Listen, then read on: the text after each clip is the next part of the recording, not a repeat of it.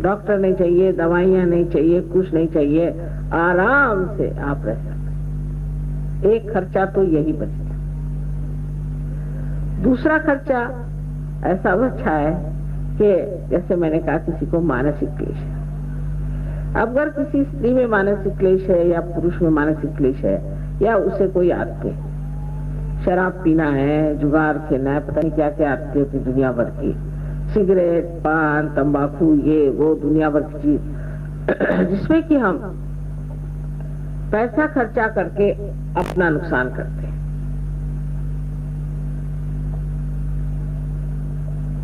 अपना नुकसान और अपने घर वालों का नुकसान, और उनके सामने कोई ध्येय भी नहीं रह जाता।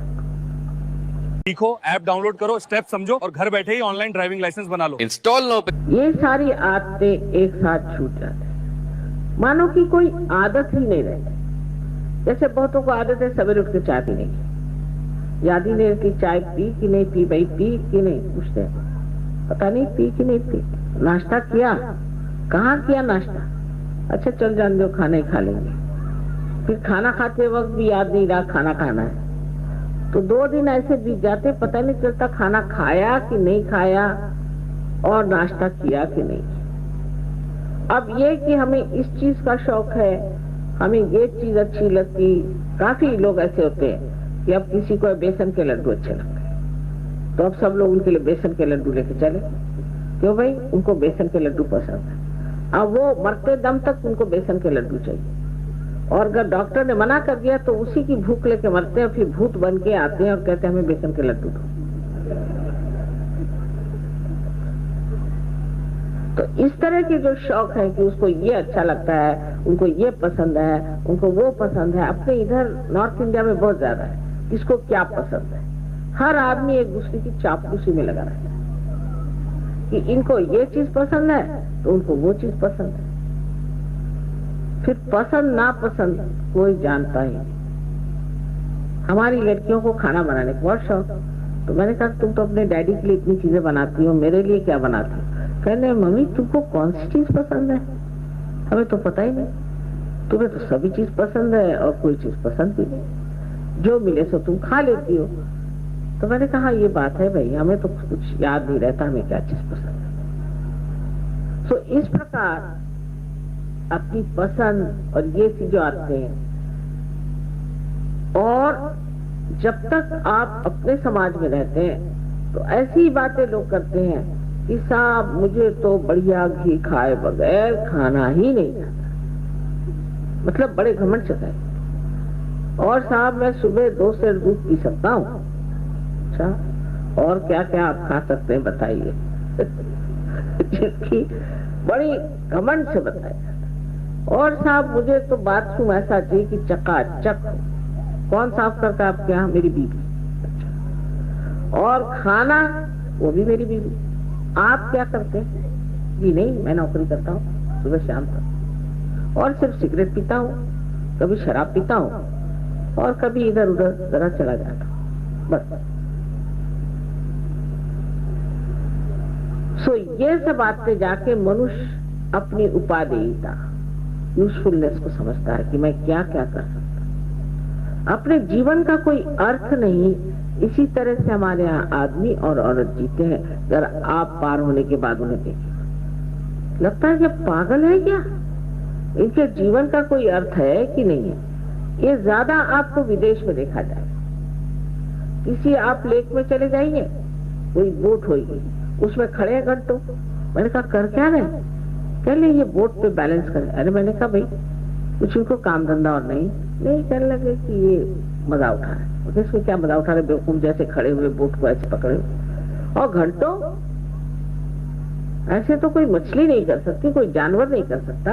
ये आदमी है कि क्या है जो कि घंटों अपने।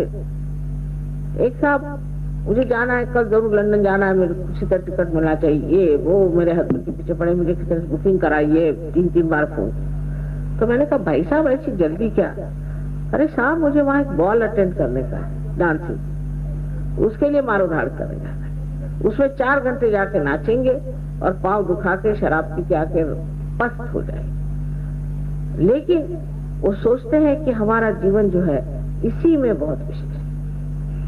और इस तरह से जीवन को इतना हम बर्बाद करते हैं, बात बात में। कहिए हमारे हिंदुस्तान में लोग इतने फैशनेबल भी नहीं। वहां तो एक कांटा, एक चम्मच, एक छुरी इतना नहीं रहता। 5 चम्मच इधर, 5 छुरियां उधर, 2-3 चम्मच उधर। अब आपको समझ नहीं आता कि क्या क्या खाने का है। इतनी सी चीज खाने के लिए 2 चम्मच लगाई, कांटे लगाइए, फिर दूसरा दीजिए, फिर तीसरा दीजिए। अभी सीधे सीधे एक थाली लगाओ और खाओ। उससे अच्छा ये है कि केले का पत्ता रखो और खाना खाओ।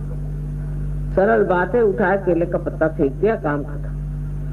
लेकिन नहीं, इतना उसमें समय बर्बाद करेंगे और जैसे ही उनके घर आप जाइए तो फौरन बताना शुरू करेंगे कि ये प्लेट फलाने जगह की है, ये रॉयल डाल्टन की है, ये अमका है, तमका है। और अगर आपके घर आएंगे तो आपकी प्लेट उठा के देखेंगे कि उसके पीछे क्या लिखा। आप क्या वो दुकान खाने वाले? उसमें क्या आप एक सक्सेसफुल रेकी हीलर बनना चाहते हैं?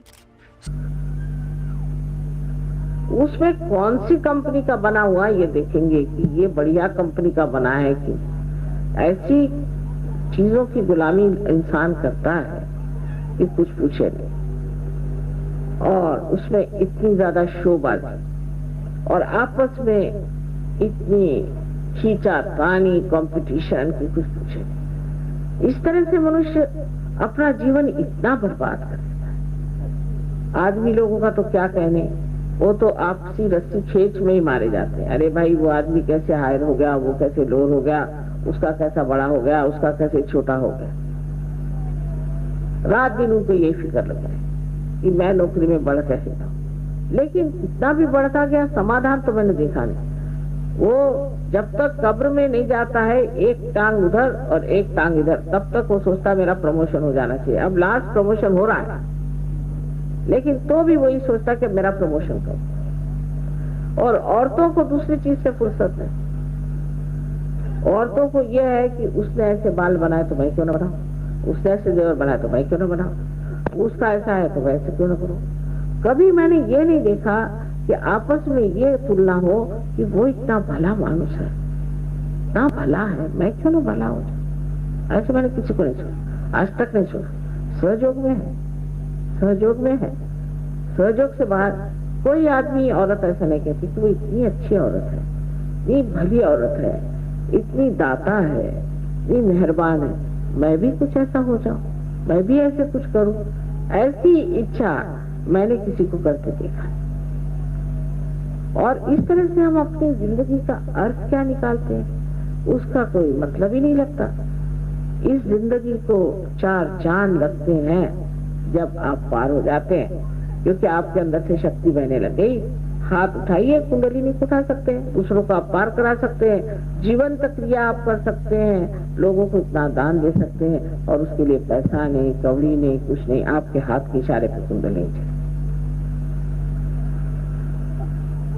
न जाने कितने लोगों को आप ठीक कर सकते हैं। एक आदमी न जाने क्या से क्या कर सकता है, तो बस वो सोच ले कि अब हम तो हो गए योगी पूरी तरह, और इस बात को अपने जीवन में पूरी तरह से उतारे और ठान ले कि हम तो योगी हैं और हमारी जात ही अलग हो गई, हमारा धर्म ही बिगड़ गया, हम तो दूसरे ही धर्म में आ गए। जब वो इस बात को ठान लेता है तो एक आदमी काफी है, सारे हिंदुस्तान को नचा सकता है। अगर मैं ही सब काम कर सकती थी तो मुझे क्या जरूरत थी इतने सहयोगियों को इकट्ठे करने की, दर बदर ठोकरे खाने की, हर जगह दौड़ दौड़ कर जाने की। काम तो आपसे होने वाला है। जैसे कि बिजली का स्रोत कहीं है, लेकिन यहाँ पर तो आपको दीप ही जलाने पड़ते हैं। वो स्रोत यहाँ लाने से फायदा क्या, उससे क्या लाइट होने वाली? ऐसे ही दीप चारों तरफ जलाने पड़ेंगे, तभी प्रकाश ठीक से होगा। इसी प्रकार आप लोग भी उसी एक स्रोत से प्रकाश पाने वाले दीपक है, और दीपक को चाहिए कि आप प्रकाश दें। उसके बाद भी आप रो रहे हैं कि मुझे ये चाहिए, मुझे वो चाहिए। अरे अब हो गया, अब दो, अब देने का काम। पहले लेते रहे, अब देना सीखो। और अपने गौरव को और अपने शक्ति को पहचानो कि आपके अंदर कितनी शक्ति है, आप क्या क्या कर सकते हैं। पर अब भी हम देखते हैं बहुत से लोग रोते ही खड़े रहते, माता जी मेरा ऐसा हुआ, माता जी मेरा वैसा हुआ। मैं कहती हूँ देखिए कैसे हो रहा है। कुछ लोगों की धड़ से इस समुद्र में गिर जाते हैं और भूल जाते हैं, और कुछ लोगों के अभी भी पत्थर जैसे बाहरी खड़े हुए रो रहे हैं। इसकी एक ही वजह है कि आप अभी तक समझे नहीं सहयोग का मतलब। आपने अपना भी मतलब नहीं जाना, आप समर्थ नहीं हैं, अपने स्व का अर्थ आपने नहीं जाना, इसलिए ऐसी बात हो रही है। अच्छा, अब ये तो थोड़ी सी बाहर की बात हुई कि शारीरिक व्यथा ठीक होती है और मानसिक व्यथा ठीक होती है और आप स्वतंत्र हो जाते हैं। स्वतंत्र का दो अर्थ होता है। एक तो ये कि आप किसी भी आदत की गुलामी नहीं करते। आप कहिए तो जमीन पे सो जाए, आप कहिए तो नदी के किनारे सो जाए, आप कहिए तो रात भर जग ले, जो कहिए उसके लिए शरीर हमारा जो ये हमारा गुलाम है, हम इसके गुलाम नहीं। शरीर की गुलामी एकदम छूट जाता है। और जो रात दिन का चलता है कि अरे भाई मेरे तो पैर में दर्द है, मेरे तो सर में दर्द है, वो सारे दर्द अपना बोरिया बिस्तर बांध के कभी रफू चक्कर हो जाते। हम दोनों गरीब थे, पर शादी के बाद वो अमीर हो गई और मैं गरीब ही। अपना बोरिया बिस्तर बांध के कभी रफू चक्कर हो जाते और आप दूसरों का दर्द दूर करते हैं। अब आपके पास ये शक्ति आ जाती कि आप दूसरों का दर्द दूर करें। और स्वतंत्रता का दूसरा एक और अर्थ होता है कि स्व का तंत्र जानना। स्व माने आत्मा, और आत्मा का तंत्र जानना माने उसका मैकेनिज्म जानना, आत्मा का कार्य कैसे चलता है, उससे हम क्या क्या कार्य कर सकते हैं। जब आत्मा हमारे चित्त में आता है तो हमारे चित्त का क्या हाल होता है, ये सब चीज को जानना ही स्वधर्म को जानना है और स्वतंत्र को जानना है। ये भी हो जाता। आपने तो अपने को जाना ही नहीं। जानने में सबसे बड़ी बात तो आप यही जानिएगा कि आप बहुत शक्तिशाली हैं। उसमें हिचकिचाहट नहीं होनी चाहिए। वाकई में आप, ये तो ऐसा ही हुआ कि किसी को ले जाकर सिंहासन पे बिठाया तो भी वो सोचता है पता नहीं ये क्या चीज है, इसमें बिठा दिया, मैं सिंहासन पे बैठा हूँ या नहीं। अब बार बार उठ खड़ा हो रहा। अब विराजो, राजने का समय आ गया, इसमें विराजो, आराम से शांत से बैठो। अब किसकी मजाल है जो तुमको छू ले या तुम्हें सताए या परेशान। जो तुम्हें सताएगा वो एक दिन आके तुम्हारे चरणों में गिर के रोएगा और कहेगा बाबा मुझे इस तकलीफ से बचाओ, पता नहीं मैंने तुम्हें क्यों तकलीफ दी। तो इस प्रकार आप परमात्मा के साम्राज्य में चले जाते हैं और परमात्मा के साम्राज्य में जाने पर बड़ा आश्चर्य होता है कि हर चीज जो आप लेना चाहते हैं तो एकदम से मिल जाती है। आपको कोई काम करना है तो एकदम बन जाता है। आप कहीं बाजार में जाइए तो लोग आपको देख के कहते आइए बैठिए चाय पियेंगे और दूसरों को भगा देते। नहीं क्या बात नहीं, आपकी शक्ल से ही लग रहा है कि आप बड़े शरीफ आदमी हैं, शक्ल से ही लगने लगता है। फिर आपका बोलना चालना इतना प्यारा मधुर हो जाता है, गुस्सा तो कभी का ही रफू चक्कर हो जाता है। और एक तरह से ना प्रेम भाव, और उस प्रेम में एक बड़ा अजीब सा आकर्षण होता है। वो आकर्षण ऐसा है कि उसमें किसी प्रकार की गंदगी नहीं होती। आकर्षित होता है मनुष्य ऐसे आदमी की तरफ और सोचता है कि इस आदमी में कौन सा ऐसा गुण है जिससे मैं इसकी तरफ इतना आकर्षित होता हूँ। कहते हैं कि कस्तूरी का सुगंध अगर आ रहा है तो उसको कसम लेने की जरूरत नहीं पड़ती। जिस मनुष्य में प्रज्ञा होती है, जिसकी जागरूक चेतना होती है, उसके लिए कसम लेने की जरूरत नहीं पड़ती। और आपको ये नहीं कहना पड़ता कि साहब ये आदमी जागा हुआ। हाँ, कोई जानबूझ करके आंख मूंदना चाहे वो दूसरी बात, या कोई बेकारी में विरोध करना चाहे, झगड़ा करना चाहे, ये बात है। ये सोचना चाहिए कि हमारे लिए एक बड़ा भारी नया आयाम खुल जाता है और उस आयाम में हमारे अंदर कलेक्टिव कॉन्शियसनेस जिसे कहते हैं सामूहिक चेतना प्रस्फुटित होती है।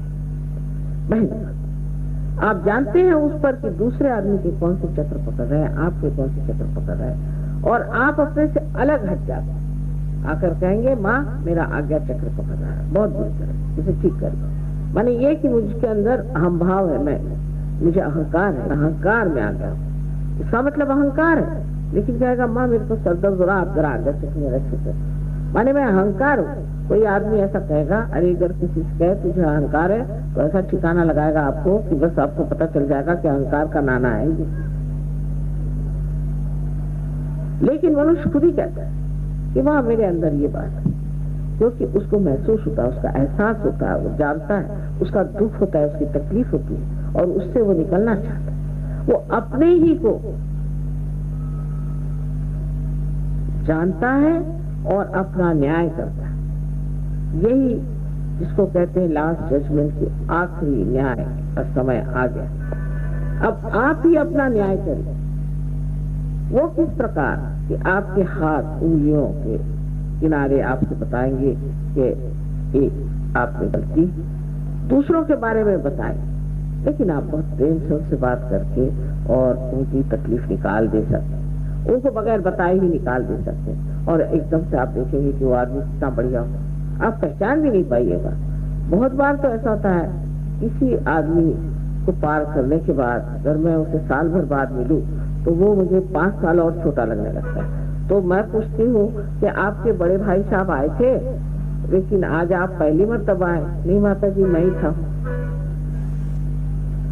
इतनी शक्ल पर रौनक और एक शोभा आ जाती है। देख रही है सुषमा? पर रौनक और एक शोभा आ जाती है। मनुष्य के स्वभाव में इतना परिवर्तन हो जाता है।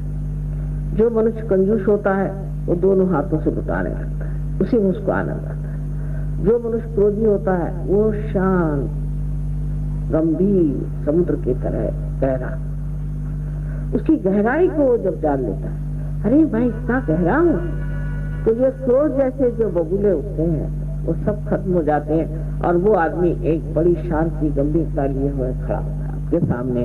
और आप हैरान हो जाते कि ये जो कल इतना कूद रहे थे, इनको कौन सांप सूंघ गया? सांप नहीं सूंघा इसे, किसी डर से भय से नहीं कर रहे, लेकिन अपनी स्वतंत्रता में ये खड़े हुए हैं, अपनी शांति के किनारे। तो जिसे हम कहते हैं कि शांति शांति शांति, वो सब हमारे अंदर है। और जब वो सुरक्षा और वो शांति हमारे अंदर विराजती है, उसके प्रकाश में हम शांति में रहते हैं। अब आप देखिए दुनिया भर में इतने बड़े बड़े संस्थाएं बनाए कि जिसे कहते हैं फाउंडेशन ऑफ पीस, फलाना ठिकाना, शांति शांति शांति। मन में तो किसी को शांति नहीं, सबको यही विचार कि कैसा किसका गला काटे। और उसको क्या आप शांति बनाएगा जिसके हृदय में शांति नहीं है? वो काय का फाउंडेशन बना रहे हैं बेकार में झूठ मूठ का।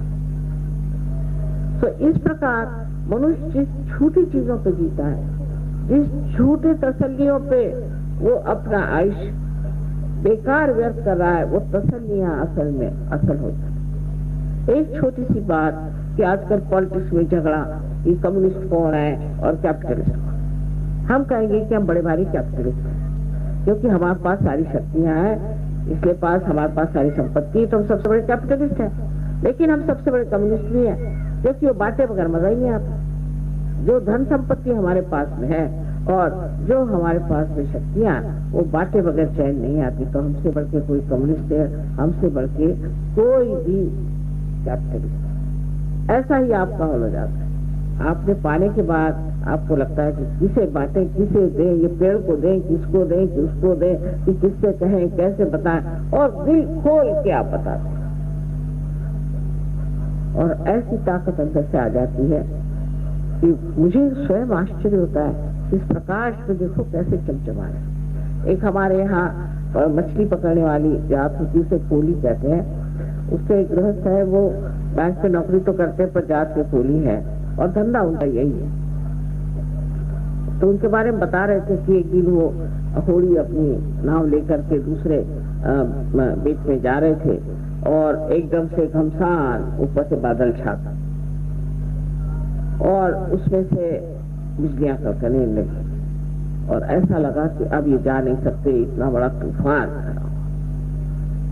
तो बताया लोगों ने कि खड़े हो गए और कहा, हे देखो तुम बादल बादल सब हट जाओ, मैं माँ के काम से जा रहा हूँ, खबरदार मेरे काम में रुकावट आ।